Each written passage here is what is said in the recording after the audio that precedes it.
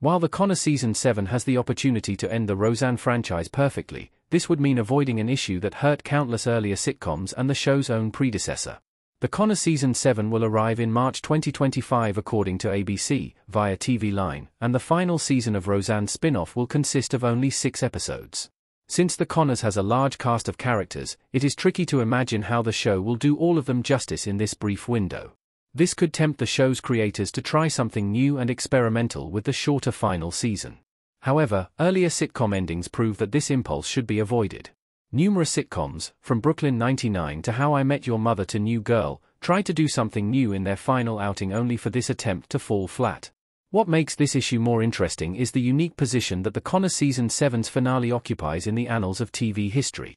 Long before any of the overly ambitious examples listed above, The Connors' predecessor, Roseanne, was one of the first sitcoms to attempt something daring, different, and entirely new with its final season. It was a disaster.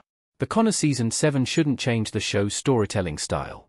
How I Met Your Mother's final season told the same 3 days from numerous perspectives.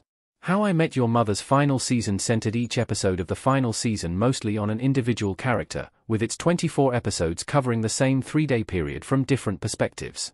New Girl's final season opened with a massive time jump, while Brooklyn 99's last outing began with Rosa leaving the police force and its remaining episodes attempted to awkwardly balance critiques of the police with standard cop show antics. However, before any of these famous failures, Roseanne Season 9 ruined the preceding 8 seasons with an absurd twist that fundamentally changed the nature of the series itself for the worse. While Roseanne Season 9's ending was infamous on its own merits, the preceding season was equally disastrous.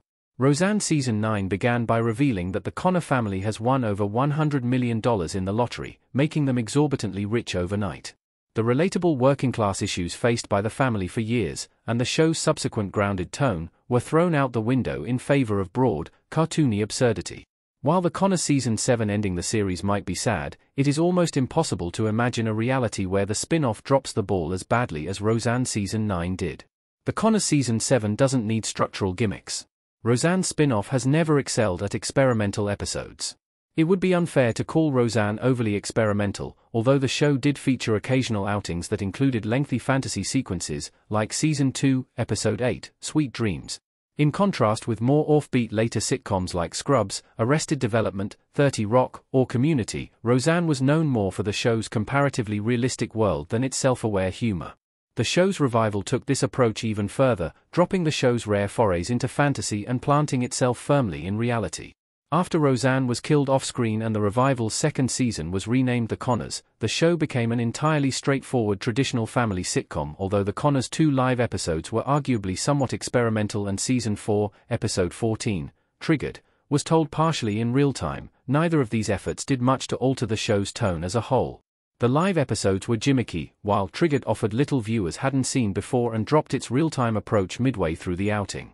This wasn't necessarily a bad thing, since The Connors didn't need gimmicky storytelling strategies or playful self-aware humor to work. The show's strength comes from its depiction of realistic, relatable blue-collar struggles, and Roseanne Season 9's experimentation proved this didn't need an overhaul. The Connor Season 7 doesn't have enough screen time for individual episodes. Roseanne's spin-off has too many main characters. The most straightforward way for The Connor Season 7 to change the show's usual approach would be for the 6-episode farewell event to feature individual outings centered on specific characters. This would give each main character a moment in the spotlight but would risk missing out on the chemistry shared between the cast members. On occasion, sitcom episodes that give underrated supporting stars a moment in the spotlight can work. However, The Connor Season 7 ending the series for good means that Roseanne's spin-off shouldn't center its last 6 episodes on the main characters. The series has too many stars already.